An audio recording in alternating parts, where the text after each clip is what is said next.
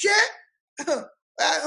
àtúwà fẹ́ máa lọ pẹ̀ mọ́ wọn ṣàlàyé. nísìnyí fún tí tó ṣẹlẹ̀ sí pé a pẹ̀lú Ìgbò ṣùgbọ́n àwọn Ìgbò fẹ́ dádó fúnra wọn so a support wọn pé káwọn náà dádó fúnra wọn àwọn náà fẹ́ dádó fúnra wa àwọn náà wọ́n dẹ̀ support wọn tó jẹ́ àwọn ọmọ rẹ̀ wa tá a mọ̀ ní Dallas mi kọ́ we have a collaboration ìgbókè o ẹ̀yin tẹ́ jẹ́ Ìgbò ẹ má dúró ẹ continue máa jàjà yín pé we want Biafra and we are backing you up àwa tá a jẹ́ Odùduwà o à ń lọ o don't oppose us we are going our own. So the collaboration between the two groups is not that we are having meeting together. Is that àwọn yìí ń lọ àwọn náà ń lọ. With that force, àwọn tí wọ́n rò pé wọ́n fẹ́ jàǹsì nǹkan, they will be very very quick to know pé they cannot face us no more because we are almost half of the nation, more than half now, have agreed that this government is not working. Nobody is progressing. Businesses are getting destroyed by the day. People are being killed. And one said the whole land of Nigeria belongs to them. So now we have to strike a balance. So nísìnyí àwọn tá a jẹ́ ọ̀pọ̀lọpọ̀ tá a jẹ́ bí pastors and some leaders in the Dallas community, we have opinion pé àwa àti Ìgbò à ní bára wa jà. Ìgbò ní wá sọ́dọ̀ wa láti bà nǹkan wa jẹ́. Àwọn ò ní bà nǹkan tí wọ́n jẹ́.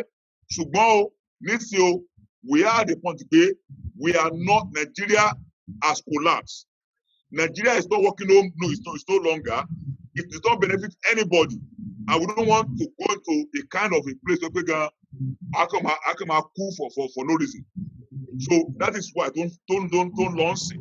So there's a change now. So Igbo now they know that they can't fight us. So we are now at the point that you go for Biafra, we go for Odùduwà, and Nigeria Union will just collapse. So any system, anything man say, we have to destroy. So don't launch in here.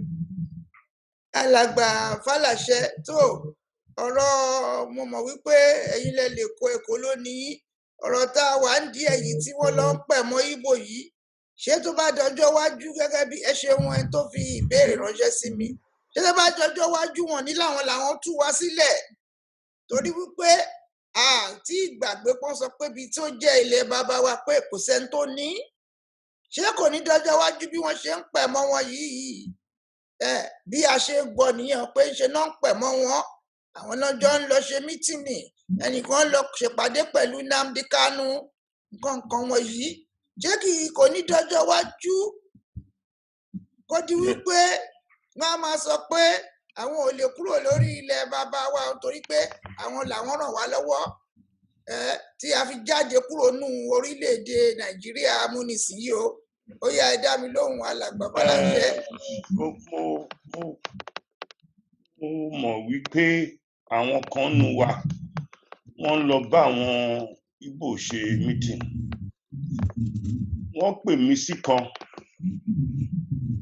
tí mo sọ fún wọn pé mi ò tí ì change orúkọ mi sí Kanu mi ò dẹ̀ lè bá wọn ṣe meeting Zoom meeting yẹn nítorí mi ò ṣe ọmọ Ìgbò wọ́n pè mí sí meeting yẹn nítorí pé wọ́n ní Nàìjíríà ní àwọn fẹ́ di president ní 2023 mo láwa gan àwọn ò tiẹ̀ fẹ́ ṣe president àdẹ̀fẹ́ Nàìjíríà so báwo ni ṣe fẹ́ wà ní irú meeting yẹn and secondly èmi ò rò wípé ká máa lọ bá àwọn Ìgbò ṣe meeting nítorí pé wọ́n máa sọ wípé bí ò bá sí àwọn àwa ò lè kúrò ní ilẹ̀ tó ń pè ní Nàìjíríà yẹn èmi rò wípé nǹkan tó yẹ káwa ṣe ni wípé ká dá dúró bá ti ṣe wà bí ò bá wọ Congress tí ò bá kọ́ Congress ó ń dá lọ pẹ̀lú èèyàn kankan as at now nígbà tó ń jẹ́ Yorùbá World Congress tó ń jẹ́ ìlànà Yorùbá Oòduà ń sìn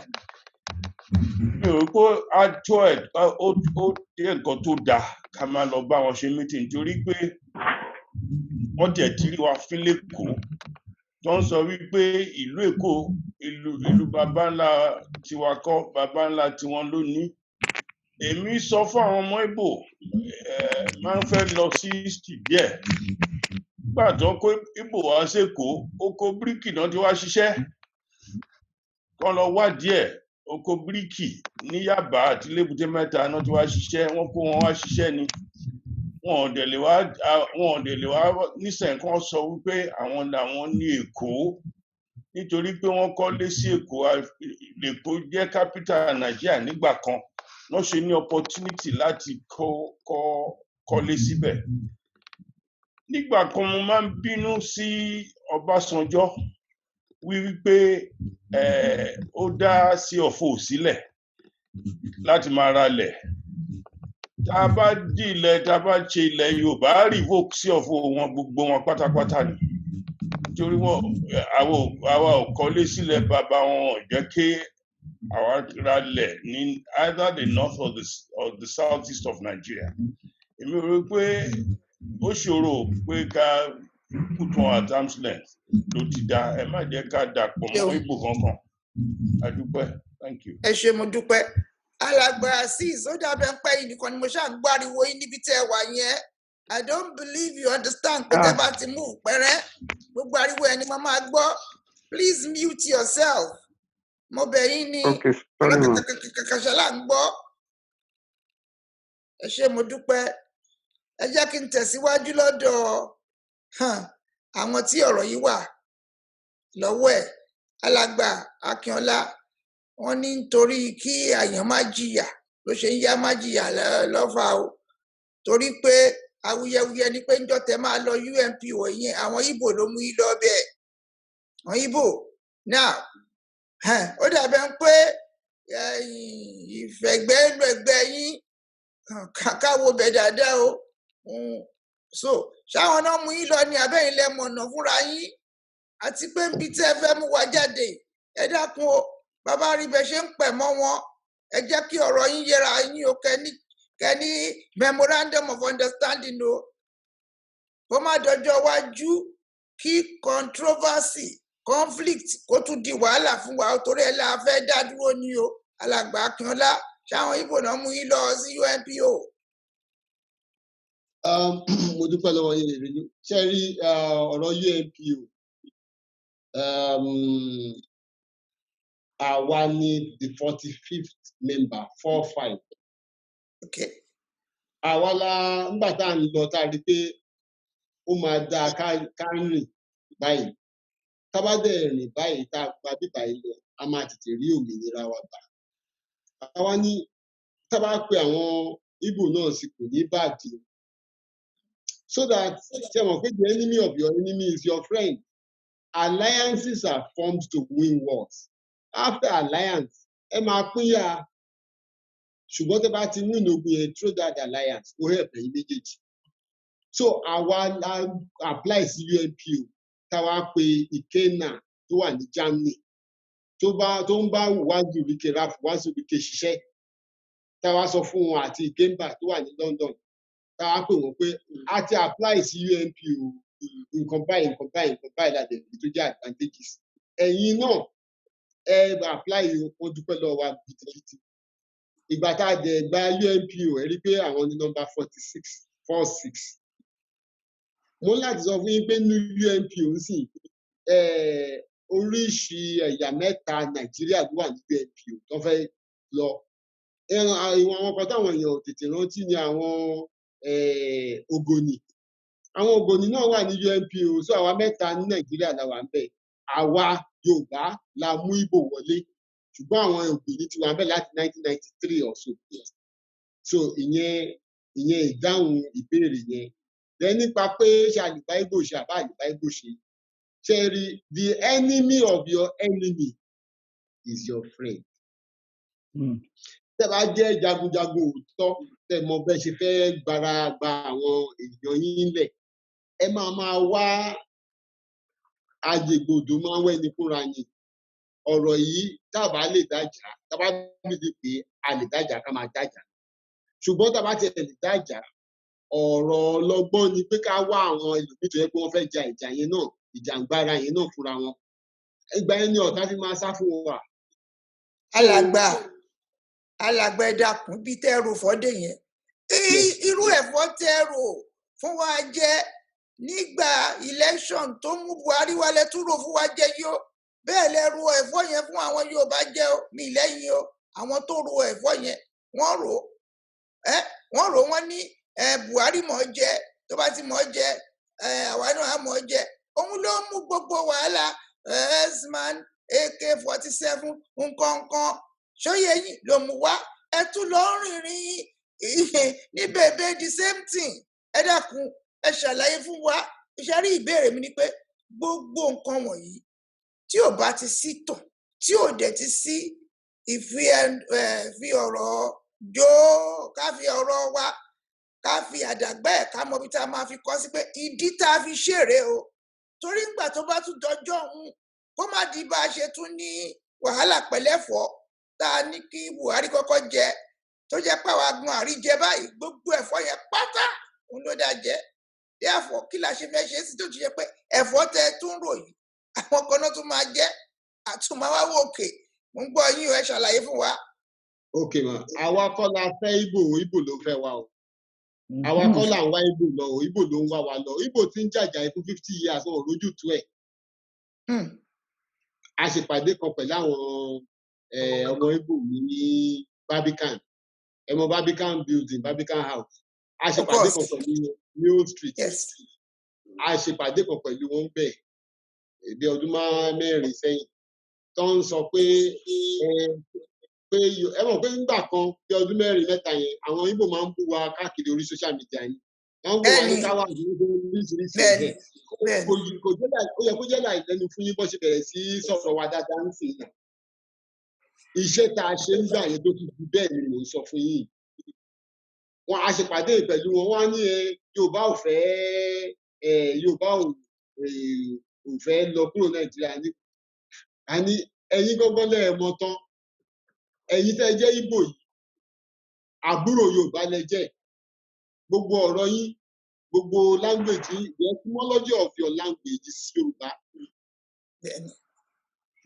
the first the language yín gan ẹni tó sọ di written form Yorùbá ló sọ di written form Bishop Ajayi Crowther òun ló ṣe the etymology of your language bó ṣe ṣe kọ́lẹ̀ wọ́n ń wò mí jọ yẹn ni mo ní mo lè ka ọ̀rọ̀ yín tó jẹ́ bíi 50 tó yẹ pé inú Yorùbá ló ti jáde wọ́n ní mo dárúkọ 10 fún wọn ara wọn balẹ̀ ni mo ní so 6,000 years ago you people just divert from Yorùbá rẹ̀ tó àbúrò wa àtẹ̀jẹ́ wọ́n ní ó yẹ káwọn náà máa jàjà kíní kan fún mo nígbà tẹ́yìn jà fún 50 years tẹ́ ẹ̀ lójú tó ẹ wá ṣe ń pe Yorùbá ń sìn nígbà tẹ́ ti bú wa dáadáa wọ́n ní ká ṣe kíní kan wọ́n ní Yorùbá ò kì í ja ìjà bí Ìgbò ṣe máa ń jà agídíkọ́là wà ń lò ọgbọ́n là wà ń lò in the next 2 years ẹ máa gbúrò wọn nínú wọn á dùn o òun ni gbogbo àjọṣepọ̀ yẹn ṣe bẹ̀rẹ̀ ẹ fi rí pé à ń mú wọn lọ UNPO à ń mú wọn lọ bí à ń mú wọn lọ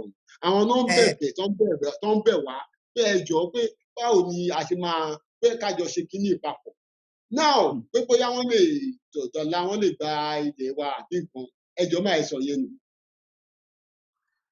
Bàbá Fálàgé ti sọ̀rọ̀ yín lẹ́ẹ̀kan pé gbogbo ọ̀rọ̀ sí ọ̀gbọ̀n òṣè sí ọ̀gbọ̀n ìyẹn ò mátà a máa tún gbogbo òfin wa ṣe ni ẹni tó wá lè jókòó bá ti bá wa ṣe ó jókòó sílùú wa láì sí wàhálà àgbà láyè ẹni tó wá lè sọ pé òun gbọ́n jù wá lọ lágbára máa lè dànù ní so gbogbo yẹn kò alàgbà ṣáà ibi tí ẹdúró mẹ mo bọ ìṣẹ́jú kan kẹ́ lè kó mọ ṣáà ibi tí ẹ kí fádé pé ẹ̀gbọ́n tàbúrò ní wá yẹn ẹ bá mi túbọ̀ tún ifá yẹn kì dáadáa kó yé mi. okay now ṣé ẹ rántí ìtàn àwọn ìtàn Mọ́remí bí Mọ́remí ṣe. bẹ́ẹ̀ni. wọ́n fi ń tú gbogbo wàhálà that is just a branch of that history. ṣé láwọn when we were all coming from Ifẹ̀ tí gbogbo Yorùbá tó ń migrate tó ti gbogbo ẹ̀ ń di pé Odùduwà tó jáde ẹ mọ̀ pé Odùduwà tí gbogbo wa ń pariwo yìí Odùduwà àkọ́kọ́ yàtọ̀ sí Odùduwà ìkejì o Odùduwà the 9th century Odùduwà ní ó ní lineage Ọ̀rànmíyàn nǹkan Oòduà àtẹ̀wọ̀nrọ̀ ó yàtọ̀ Oòduà àtẹ̀wọ̀nrọ̀ ní the progenitor ìyẹn ni ò kì í ṣe èèyàn tán ìyẹn náà ń pè ní irúnmọlẹ̀. So nígbà tí gbogbo àwọn èèyàn bẹ̀rẹ̀ sí kúrò tán kúrò nífẹ̀ẹ́, wọ́n kúrò as migrations ni. Àwọn Ìgbò ti kọ́kọ́ lọ tipẹ́. Ìyẹn lẹ ṣe ń rí pé omi, tó bá fẹ́ pe omi lọ́dọ̀ wọn wá ní míri, tó bá fẹ́ pe ẹnu lọ́dọ̀ wọn wá ní ọnu, tó bá fẹ́ pe etí lọ́dọ̀ wọn wá ní ntì, tó bá fẹ́ pe òkú wá ní ọ̀zù. Ẹni bí gbogbo ẹ̀ ṣe ń jọra lọ. Tó bá fẹ́ pe ilé wọ́n á pè ní ulí, ulọ̀. Ní èdè tèmi ní òde Oǹdó, tá bá fẹ́ pe ilé a máa pè ní ulí. Táwọn Ìgbò máa pè wọ́n á ní ulọ̀. Tó bá fẹ́ pe lọ́ọ̀lọ̀, wọ́n á lọ́ọ̀lọ̀ olórí, wọ́n á ní lọ́ọ̀lọ̀. Ṣẹ́rí gbogbo ẹ̀ ló ń, tó bá fẹ́ pe ewúrẹ́ wọ́n á ní ewu. So ẹ rí pé èdè yẹn ọ̀dọ̀ wa lèdè yẹn ti dìde. Mo dẹ̀ máa ń kí, tó máa ń sọ̀rọ̀, mo máa ń sọ̀rọ̀ fún wọn pé gbogbo nǹkan tẹ̀yin ń ṣe yìí, ibi báyìí lẹ ti kọ́. Ẹ kọ́ láti ọ̀dọ̀ yín. Our civilization predates your civilization by over 2,000, 3,000 years. Gbogbo torí gbogbo ìwé wọn mo kà pátápátá, gbogbo ìwé wọn mo kà pátápátá. All their writers, gbogbo ẹ̀ pátápátá. Tó bá rí bí kan wọ́n pè ní Enugu Ukwu. Enugu Ukwu yẹn náà ti ṣe excavation kan tẹ́ fún wọn kó àwọn priesthood wọn tán dìde. That's their earliest excavation. But earliest excavation ilẹ̀ Yorùbá predates even 4th century BC. Even Herodotus wrote about us. Gbogbo àlàyé yìí la ṣe fún wọn. So ó yé wọn pátápátá pé ẹ̀gbọ́n la jẹ́ fún wọn. Ìyẹn bẹ́ẹ̀ mà. Tẹ́ bá fẹ́ kí n continue nǹkan tí mò ń sọ lọ, màá continue. Kẹ́ tó tẹ̀síwájú, èmi náà fẹ́ kú yín lẹ́yìn. Kódà mo bẹ́rìndínlógún lọ́dọ̀ wọn. Bẹ́ẹ̀ ni tá a bá sọ̀rọ̀ táwa bá ń pè ní Ifá, àwọn á ní Afá. Ẹ tẹ̀síwájú. Yes ma. So ọ̀rọ̀ àjọṣepapọ̀ láàrin wa, àjọṣepapọ̀ ọgbọ́n ni, àjọṣepapọ̀ ìlọsíwájú ni. Kì dẹ̀ ń ṣe pé a máa bá wọn ṣe àjọṣe, then awádọ̀ làwọn á sọ pé àwọn náà ní kí ló ń ṣe wọ́n, ṣé wọ́n mọ nǹkan, wọn ò lè ẹ́bà sọ yẹn, wọ́n máa sọ pé àwọn náà ní Èkó, àwọn náà ní kinní kan. Story Èkó is another story entirely. Àwọn Àwórì ló lè kó. Àwọn Ìdẹ́jọ́ chiefs of Lagos, Àwórì gbogbo wọn. Ṣùgbọ́n ṣe mọ̀ pé ogun tí àwọn Ẹdó ń jà, àwọn Ẹdó ló ń jagun tó yẹ pé they were a very powerful empire. Àwọn náà conquer lọ along the coast. Wọ́n wá conquer Èkó. Wọ́n pè ìlú ẹ̀ ní Èkó. Èkó in Edo means oko, that is village. So wọ́n conquer just a little part of Lagos, central Lagos, ibi ìgbà ìgbọ̀nràn yẹn. Ìyẹn náà conquer, tán tún lọ conquer Republic of the Conida of the Conquer. Ṣùgbọ́n àwọn tó nílẹ̀ had always been the Ìdẹ́jọ́ chiefs. Àwórì ni gbogbo wọn. So ilẹ̀ Èkó is 100% Yorùbá. Ìgbà táwọn ẹ má dẹ̀ gbàgbé pé ìgbà tí ọba of Benin tó máa conquer Èkó yẹn, ó conquer as a descendant of Oòduà ni. Gbogbo àwọn descendant of Oòduà tó ń jọba ní Ẹdó, ọba náà ń jẹ́. Wọn ò jórúkọ míì. Tó bá dẹ̀ kú báyìí, tí ọba Ẹdó bá gbẹ́sẹ̀, wọ́n lọ bẹ́rì orí ẹ̀, wọ́n máa lọ sin orí ẹ̀ sí Ifẹ̀ ni. Wọ́n ń pè bẹ̀yẹn ní ọ̀run ọba Àdó. Ẹni tọ́rọ̀ ọ̀gbá yé tí ò gbọ́rọ̀ dáadáa ní mo máa sọ kíni. So àwa la lè kó wá o, ilẹ̀ Yorùbá ni o. Ẹni tó bá bá yín sọ ẹni kó gba fáìnì. Alàgbà ṣe rí nígbà tí èèyàn méjì tán bá bára wọn níbi tébi ń pa wọ́n, àwọn méjèèjì bára wọn níbi tébi ń pa wọ́n, wọ́n láwọn wá oúnjẹ. Lákòókò tán jọ ń wá oúnjẹ yẹn, wọn ò ronú ẹnìkan tó máa fẹ́ jẹ jura wọn lọ, wọn ò rò ó. Nígbà tí oúnjẹ yẹn bá dé, la máa rẹ́ni tó máa wò pé oúnjẹ tó dẹ̀ wà lẹ̀ kò lè tó òun jẹ o kí lòun fẹ́ ṣe ṣùgbọ́n kókó ọ̀rọ̀ mi fún yín ni wípé a ti rí èdè àìyedè tó ń ṣẹlẹ̀ láàrin àwa Yorùbá a ti mọ àwọn ohun tó ń fa ǹjẹ́ àwọn ẹni wọ̀nyí àwọn ṣe é tẹ̀lé ǹjẹ́ wọ́n mọ ohun tó ń ṣe ǹjẹ́ ń boná mú wa lọ ǹjẹ́ wọ́n ṣe é gbàgbọ́ ǹjẹ́ gbogbo ìṣòro wa yìí wọ́n lè tán àwọn ọ̀dọ́ àtàwọn àgbàlagbà all over the world they are deeply concerned but they don't know where the future is going to be for them. Many have worked very hard in their lives. Wọ́n kọ́lé sílé wọn ò lè rójú tú ẹ̀. Now they want to return. But the issue of how to return back, even with their children, we are faced with finding way forward. I want to ask you one quick question. Now that you are in a UNPO, ṣé a ti dé United Nations tó máa gbé certificate lé wa lọ pé ká máa lọ wa ni? Àbí what is the next thing tí èdè wa máa fi? I'm looking for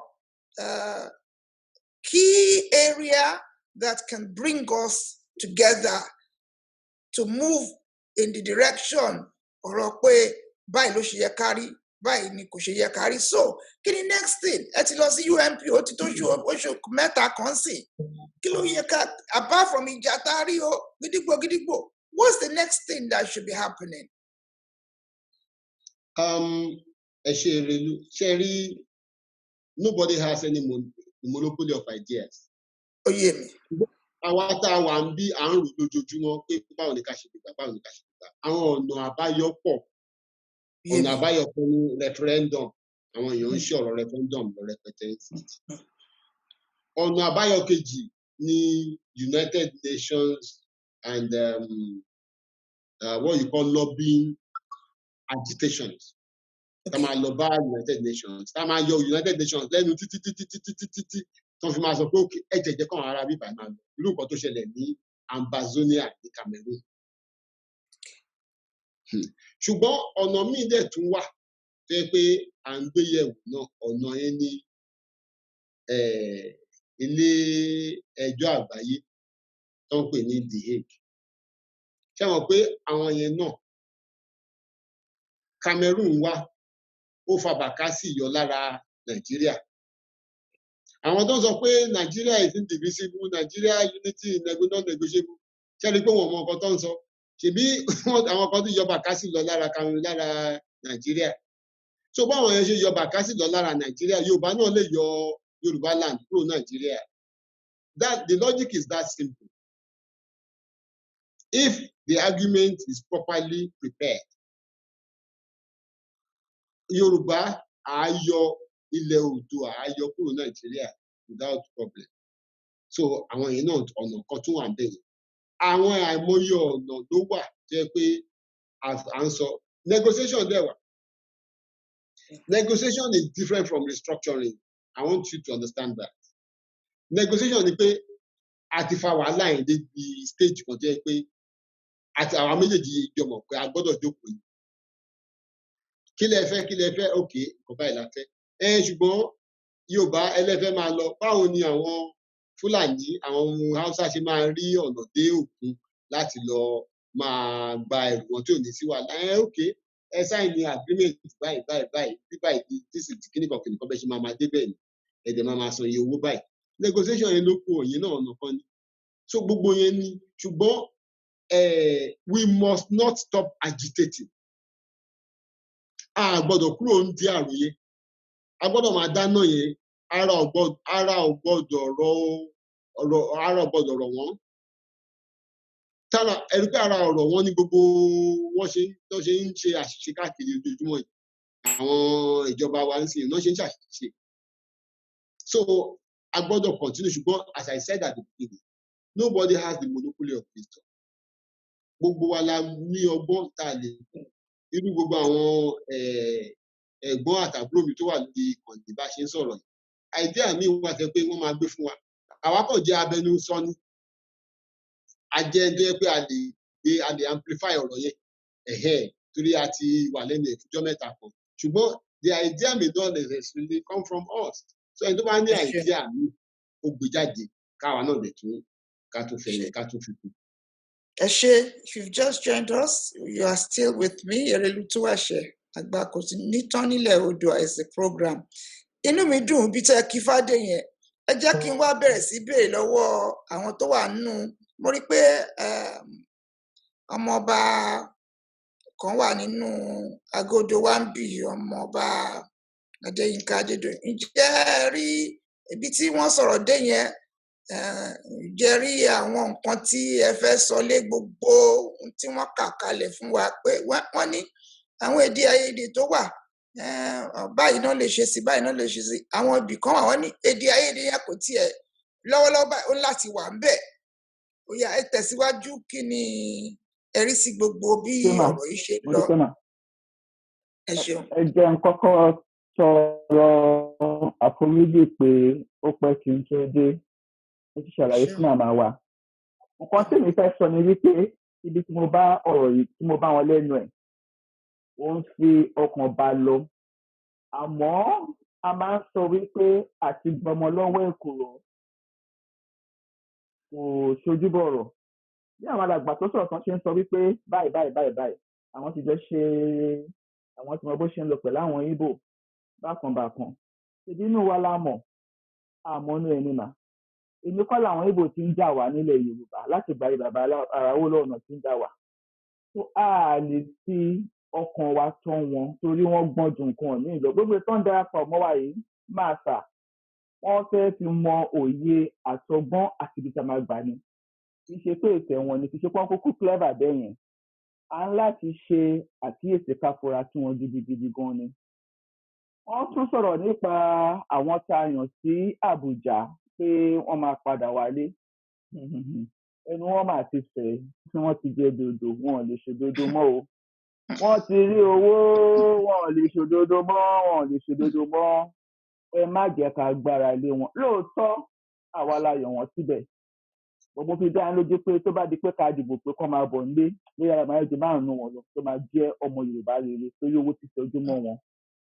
Ọ̀rọ̀ tó wà ń bẹ̀ yìí ìmọ̀ fẹ́ ká má fi inú tán àwọn Ìgbò. Gbogbo nǹkan bá ní èrò méjì àbí mẹ́ta àbí mẹ́rin káfẹ́ ọkàn kan wọ́n. Lábá kò gbẹ̀ torí tábìlì fún wọn, wọ́n á gbẹ̀yìn yọ̀bọ̀ sí wa lẹ́yìn, wọ́n á gbẹ̀yìn fi àdá jẹ wá lẹ́yìn ẹsẹ̀. Bí àwọn alàgbà yẹn ṣe ń sọ, ó dára bẹ́ẹ̀, mo fara mọ́, àmọ́ kò easy bẹ́ẹ̀. Àwọn kan ń sọ gẹ́gẹ́ bí olóyìnbó ni nǹkan tó wà lẹ́yìn ọ̀fà ó ju èdè lọ. Ẹ má jẹ́ ká wò ó pé bá ṣe ń sọ lẹ́yìn ó máa easy bẹ́ẹ̀. Kò lè easy bẹ́ẹ̀ o torí àwọn tá à ń bá fà tí àwọn fẹ́ gbéjọba lẹ̀ fún wa torí ara náà ti ń jẹ àǹfààní tí àwọn fẹ́ ká lọ lójúbọ̀rọ̀. Ẹ má gbàgbọ́ pé báwa ṣe ń sọ gbogbo akitiyan síta àwọn ń gbèrò lábẹ́lẹ̀ ibi táwọn ti gbọ́n jù wá lọ nìyẹn. Wọn ò ní sọ inú wọn síta fún wa ká gbọ́n tán o. Wọ́n máa wò bí bọ̀bọ̀bọ̀ ni. Bóyá wọ́n ń plan pẹ̀lú àwọn ISIS o, bóyá wọ́n ń plan wọn ò ní kúkú sọ nǹkan kan. Wọ́n á kàn lọ fòrò sí wa lójijì ni. So à ń láti wà careful káyé sọ gbogbo plans wa káyé sọ síta mọ́. Pátápátá mà sà ìjẹnu àwa Yorùbá ọmọ Odùduwà ìjẹnu wa ti kú láti máa lọ. Mo mọ̀ pátí wà lọ́rọ̀ ẹ̀ ní tipẹ́tipẹ́ ọ̀bọ̀ bẹ́ẹ̀ ni ṣe nǹkan tó wà nílẹ̀ yìí o. Àwọn sáìdì kan bàbá Adébánjọ, àwọn sáìdì kan bàbá Akíntúndé, àwọn sáìdì kan OGD, àwọn sáìdì kan. Ṣé àtìkù àtàgbà àtọmọdé have we decided what we want to do and how to go about it? It's okay for every Tom, Dick and Harry inú wa ká sọ pé báyìí là ń lọ. Ṣé gbogbo alágbà pé iwájú là ń lọ, àbẹ́gbẹ́ là ń lọ, àbọ̀nà Àbújá là ń lọ? Ìyẹn ló ń fẹ́ ká fi ojú inú wò. Ká má fi wàdùwàdù lá ọbẹ̀ gbígbóná mà sà. Ká dẹ̀ yé sọ gbogbo ideas wa ká yé sọ síta fáwọn ará adé láti gbọ́. Bá a ṣe ń sọ làwọn náà ṣe lọ́n expand lórí ẹ̀ wọ́n ṣe ń gbé yẹ̀wò. Àbọ̀ mi nìyẹn ẹ̀ ṣe máa o.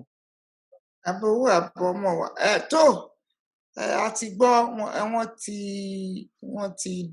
ti ṣàlàyé bí ó ṣe yẹ kọ́rọ̀ yìí rí.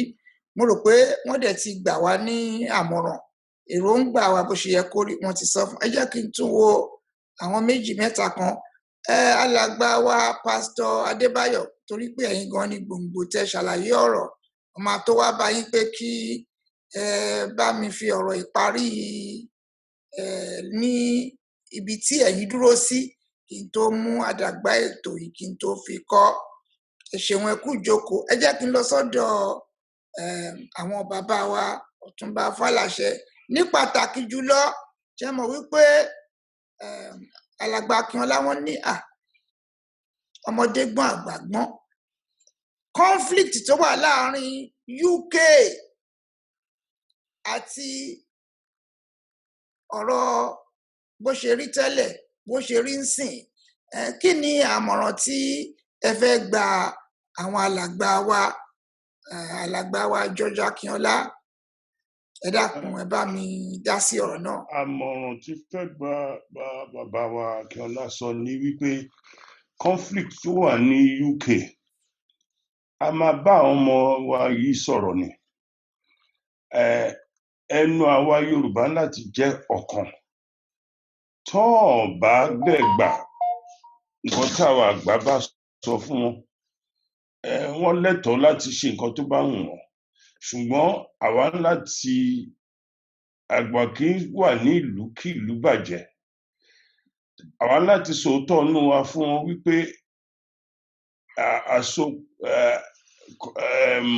unity Yorùbá làwa ń fẹ́.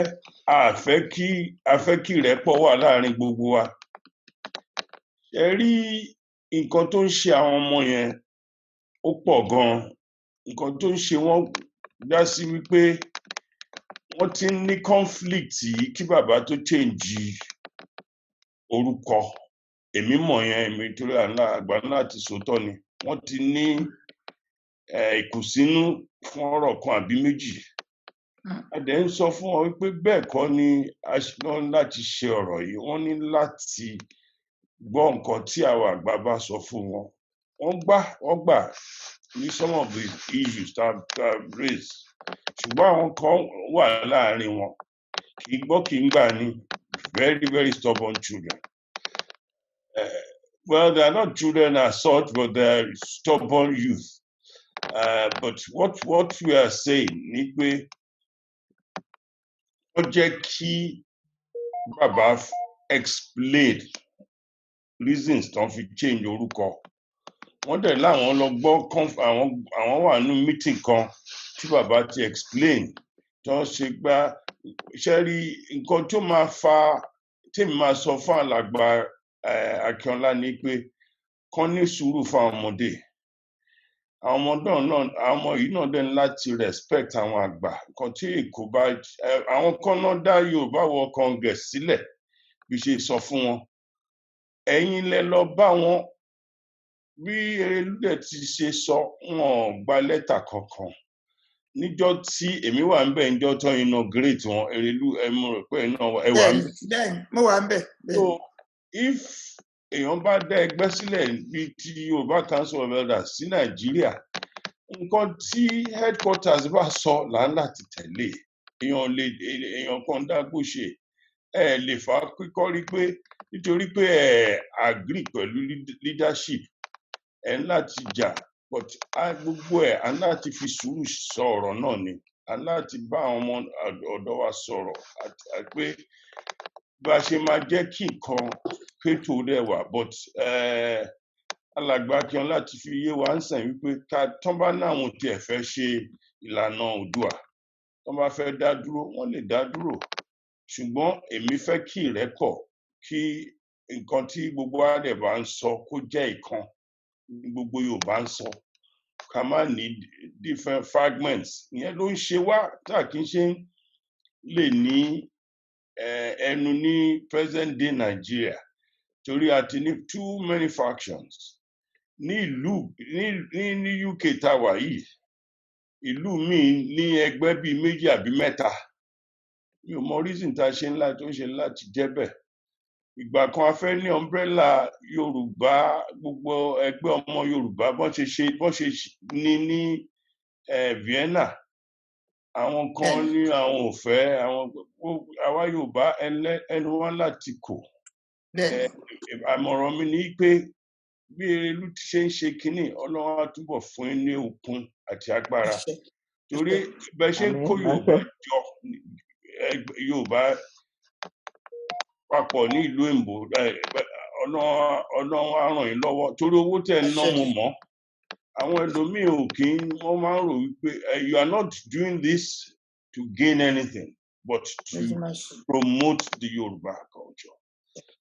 Èmi ti rí àwọn tó bá mi jà nítorí pé wọ́n á ní ìṣẹ̀ǹbálẹ̀ wa a gbọ́dọ̀ ṣe pásítọ̀ wọ́n á ní a gbọ́dọ̀ ṣe ìṣẹ̀ǹbálẹ̀ wa pé Muslim àti Christian ni èmi ò rò wípé ìlú tá wà ó fún wa ní àyè láti ṣe any religion ó lè fún wa láyè láti ṣe anything tá bá wù wá freedom of speech freedom of worship church Kérúbù and Seraphim lèmi ń lọ I used to be a Methodist a very strong one but mo á rí i pé ètò ti Kérúbù ó jẹ́ kí n mọ èdè Yorùbá tẹ́lẹ̀ I could hardly string sentences together in Yorùbá nítorí pé mo ti wà ní ó ti pẹ́ about 46 years lọ́dún so bọ̀ǹgbà tí díẹ̀ tún fara mọ́ àwọn èèyàn mi mo tún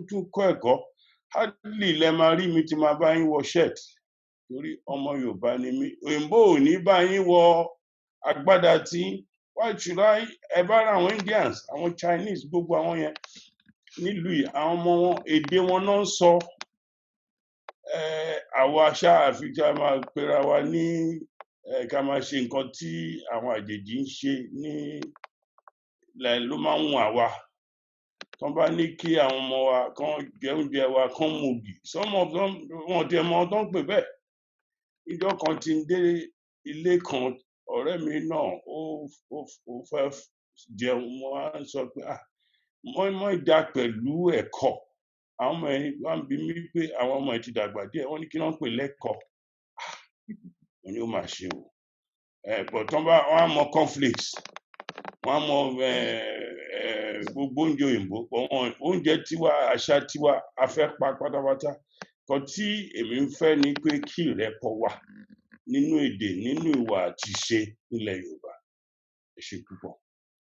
ẹ ṣeun mo dúpẹ́ púpọ̀ lọ́wọ́ yín ẹ jẹ́ kèmí tẹ̀síwájú níbi tán bá dé yẹn alàgbà Akínọlá ẹ̀yin lẹ ju okùn ìfọ̀kànbalẹ̀ àjọṣepọ̀ ẹjù sí wa àbá tí èmi máa dá fún yín ni wípé ní tí ìlànà Oòduà ọ̀nà là pérégedé ti dé báyìí á wù mí pé ní kíákíá ni kí àwọn tó bá lẹ́tọ̀ọ́ kí wọ́n tètè kọ lẹ́tà síta àwọn tí wọ́n bá fẹ́ darapọ̀ mọ́ ẹgbẹ́ yẹn tí ó sì ń kọ wọ́n lóminú pé kí làwọn ṣe fẹ́ di ọmọ ẹgbẹ́ ìlànà yẹn ìlànà ọmọ Oòduà yìí kí wọ́n kàn tètè kọ̀wé síta ìyẹn àbá kìíní àbá kejì ẹ jọ̀wọ́ gẹ́gẹ́ bí àwa tá a ti wà nínú òṣèlú fúngbà díẹ̀ mo rántí ngbà tí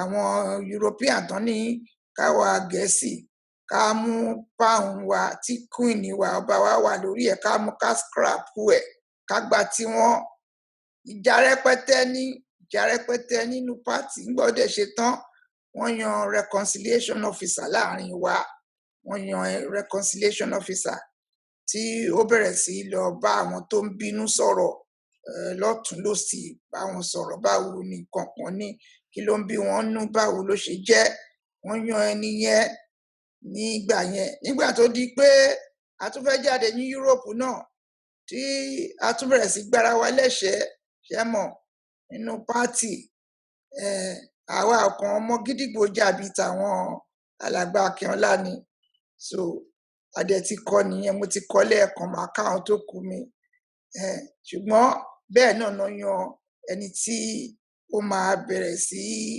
máa bá wọn tán máa wá wọn tó ń bínú tán máa bá wọn sọ̀rọ̀ tán máa mọ tó ń bí wọn kí ni ìdí tí mo sọ gbogbo ọ̀rọ̀ yìí gẹ́gẹ́ bí mo ṣe sọ ọ̀rọ̀ Yorùbá tá a bá ti bára wa jà even ọkọ àti ìyàwó tán bá ti bára wọn jà wọn ò ní kíra wọn mọ́ láyé wọ́n lè bímọ 10 fúnra wọn àbírọ́ ni mo pa wọn ò ní bára wọn sọ̀rọ̀ láyé wọ́n dẹ̀ bímọ kò dẹ̀ ní sẹ́ni tó máa dá sí adéṣà kan wà ń bẹ̀ títí tó máa fi mo lọ síbi òkú kan ní kó tó di ọ̀rọ̀ COVID-19 arábìnrin yìí àti ọkọ ẹ̀ láti bíi 15 years nígbà tí arábìnrin jẹ́ 15 years old ni wọ́n ti pàdé ara wọn tó ti jọ ń ṣe wúruwúru nígbà tó di 17 ló bí first child fún nígbà tó dẹ̀ yá ọmọ 5 náà bí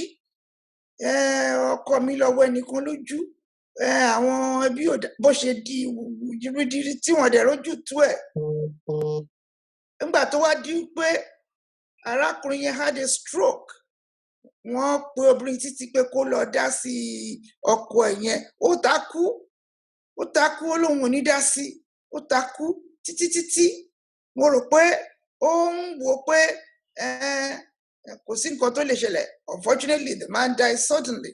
Wà devastated. In fact, she had a nervous breakdown. Wọ́n bẹ̀rẹ̀ sí rojọ́ bó ń ṣe jọ pàdé nǹkan. She's still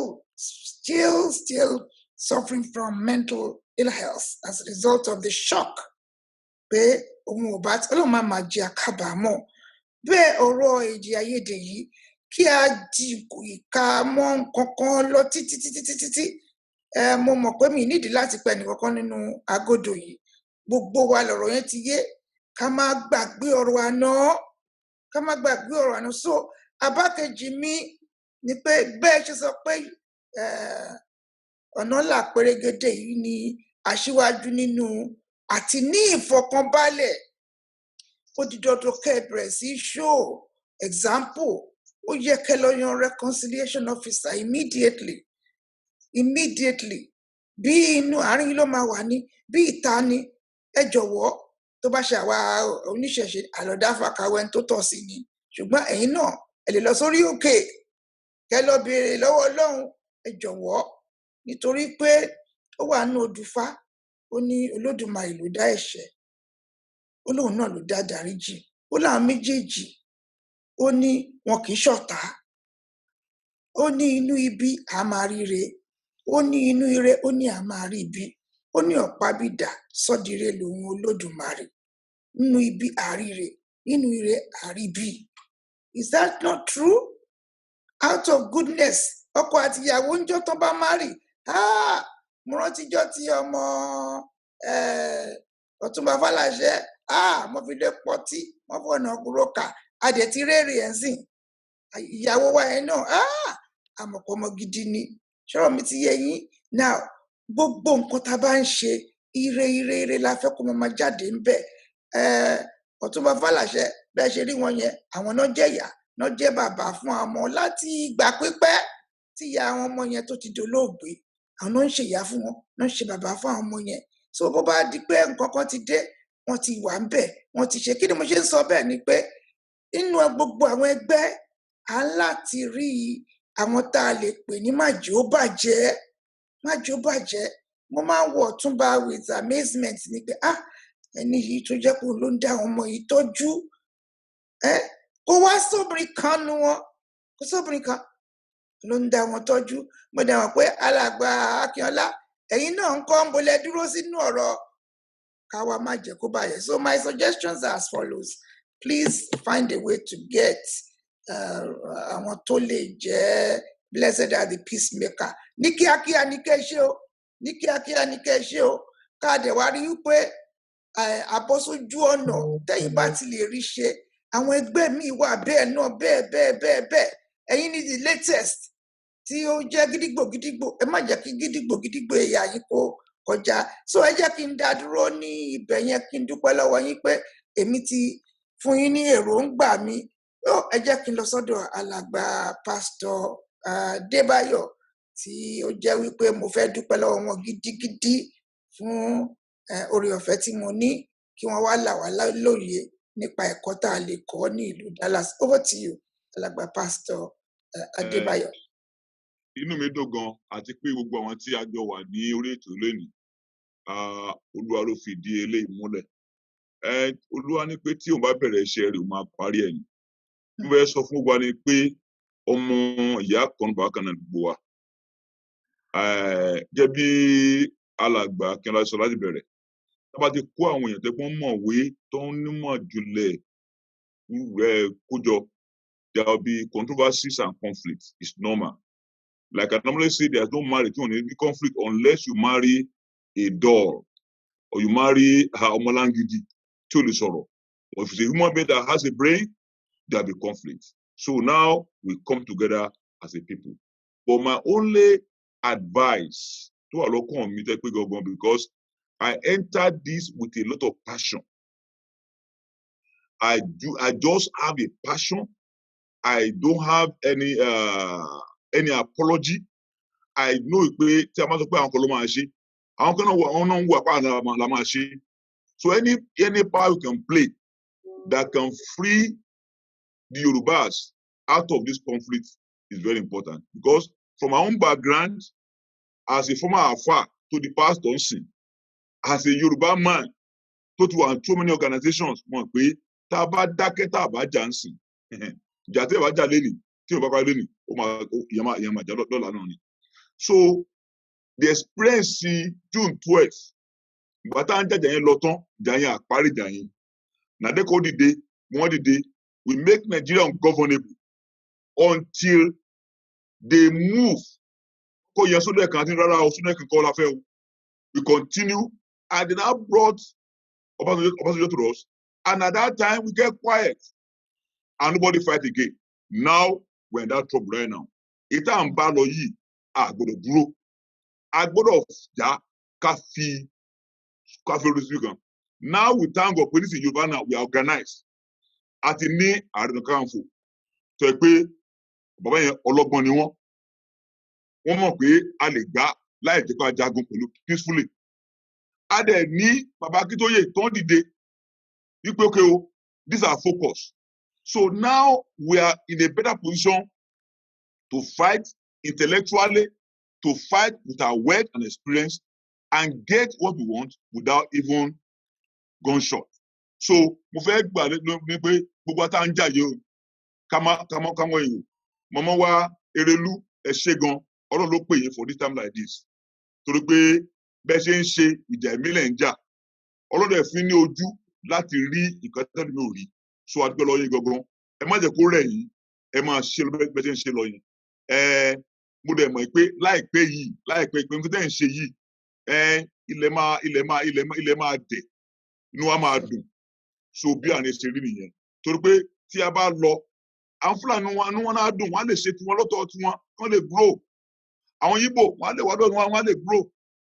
But àwa làwọn ní center, we are the most populous people. Tá a bá lè jà, there will be glory to the black race all over the world. So ìjà tá à ń jà yìí kì í ṣe ìjà wa nìkan. À ń jà fún black race ni. À ń jà fún àwọn ìtẹ́pẹ́ gan, àwọn tẹ́pẹ́ gan wọ́n ní ọgbọ́n.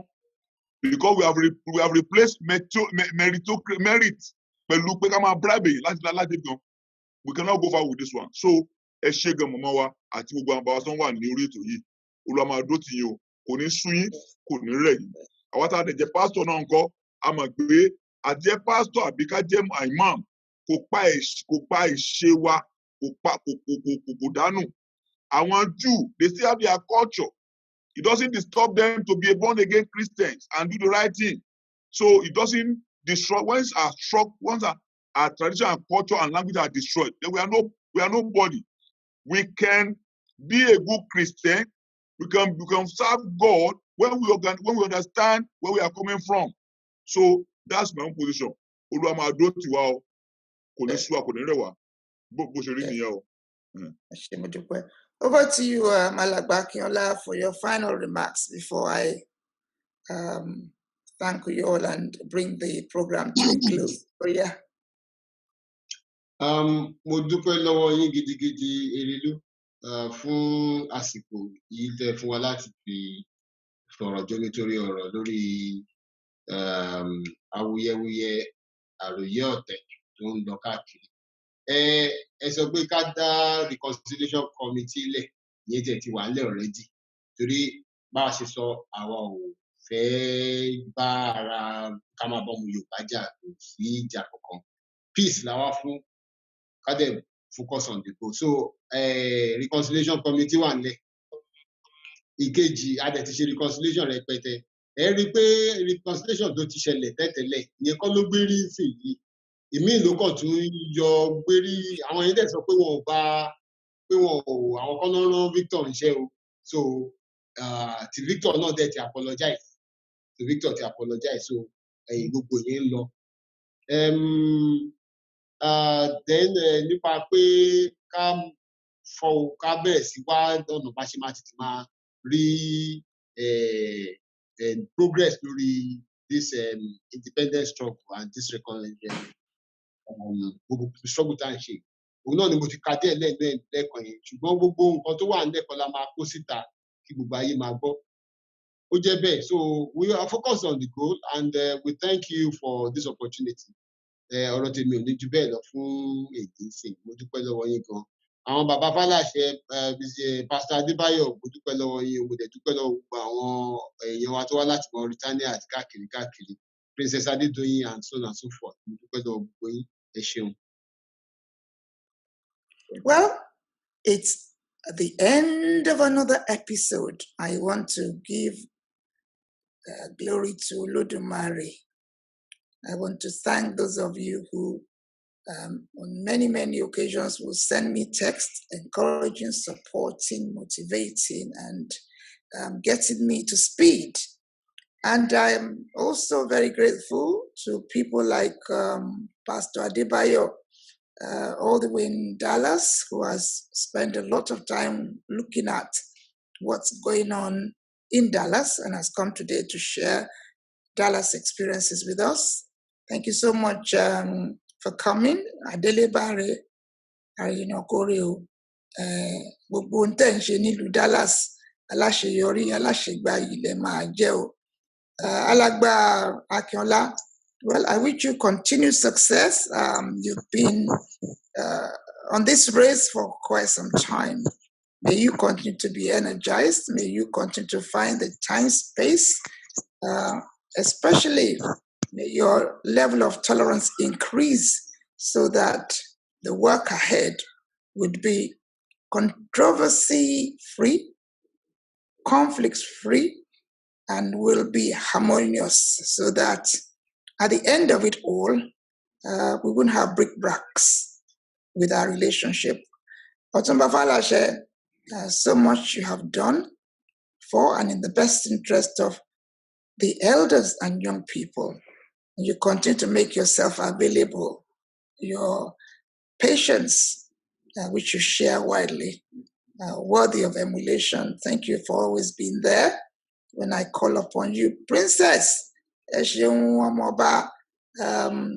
your time schedule, very tight, but you do all you can to always be with me by my side.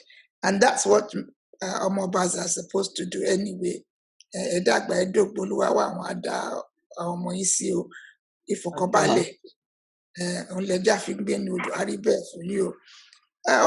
the way from Mauritania, Olori Odo, Aziz Olaide, my regards to all the young people in Mauritania. Delighted to hear you communicate the position in Mauritania. It shows that things are happening not just in the UK, not just in Europe, not just in Nigeria or United States, but even in Africa. I want to wish you and the young people success in all you do. And I know there are a number of people in the studio that I may not be able to identify. I want to thank you for joining me today. Earlier on, I saw Olorogu from Remaland, and I think it must have been the network that led to his quick exit. Thank you so much, everybody. My listeners out there, I thank you for being there. And in particular, I thank our ancestors who continue to be by our side, for they are closer to Olodumare than any one of us can be. On that note, I thank my studio technician who has been able to find time to support me for 3 hours and to ensure that all works like clockwork. On that note, I thank you all once again, and I wish you all that is best today and always. I want to say from me, Erelu Tunwashe, on the program Agbakuniton Nile Oduduwa, may we never ever lack elders in Oduduwa land, and may cohesion that we long desire finally be ours today and always. Ashe Odigba. Thank you. Ashe Ṣé ó Modupe. dàbọ̀?